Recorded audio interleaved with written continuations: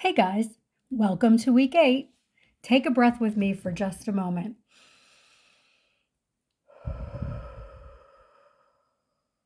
We are moving into an important shift in the program, not because we're wrapping up, but because we're expanding. Up until now, so much of our work has focused on safety, awareness, co-regulation, repair, rhythm, and understanding behavior as communication. You've been building the foundation. Now we begin building capacity. This week is about moving from managing behavior to teaching independence. For the past several weeks, we've focused heavily on you as the regulator, regulating yourself first, reading conditions instead of reacting to outcomes, creating safety before teaching, repairing after rupture, and building rhythm into your home.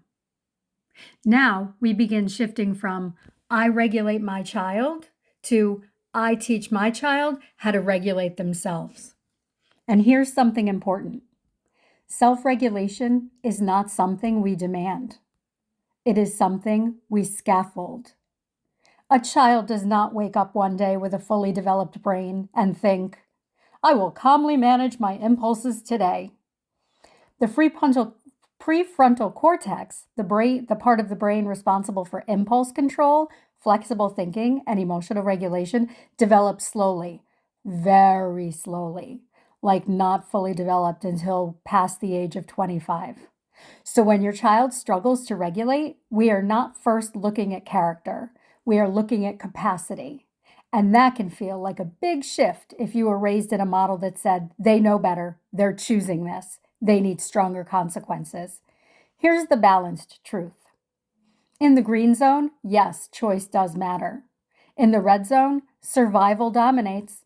When the nervous system is dysregulated, the thinking brain goes offline. Consequences lose their teaching power in that moment. Regulation must come before reasoning. And this doesn't remove the accountability, it just makes accountability possible. What we're building now. This week, we begin intentionally teaching emotional literacy, body awareness, sensory regulation tools, communication scripts for reset, because if a child cannot name what they feel, they cannot manage it. If they don't recognize body cues, they don't know when they're escalating. If they don't have tools, they default to reaction. Self-regulation is built through repetition in calm states, not correction in crisis. So let's ground this in real life. If you're parenting the 5-year-old who doesn't care about consequences, pause and consider, have I explicitly taught him how his body feels before he explodes or refuses? Have we practiced calming tools when he's already calm? Or am I expecting performance without practice? If you're parenting the 11-year-old with ADHD and ODD, and it feels intentional or defiant, ask yourself, when he feels controlled, does his protective system activate? Is he fighting authority or protecting autonomy? When we give skill-based tools and appropriate choice, resistance often softens.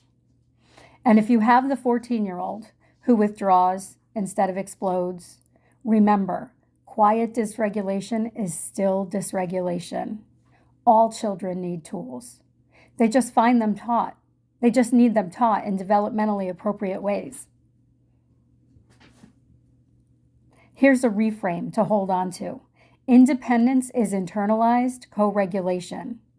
Everything you've been modeling over the past 7 weeks becomes their internal voice. Your calm becomes their calm. Your steady presence becomes their anchor. Your structure becomes their self-discipline. That's how regulation transfers. Before our call, I'd like you to reflect on these questions, which you will see in your workbook as well. When my child is dysregulated, what do I expect them to do? Have I clearly taught that skill? When my child struggles, do I interpret it as a lack of skill or a lack of respect? What regulation tools do I personally use?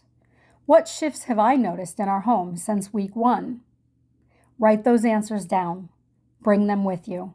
During our live session, we'll begin building personal calm toolboxes, practicing name it to tame it, creating a simple daily regulation ritual, drafting a calm together plan that fits into your home. This is not about perfection. It's about repetition. It's about building capacity. And it's about preparing your child to gradually carry these skills on their own, while still knowing you are their safe base. We still have important work ahead in weeks 9 and 10. This week is about laying the groundwork for independence that will last. I am so proud of the work you guys are doing. I'll see you live.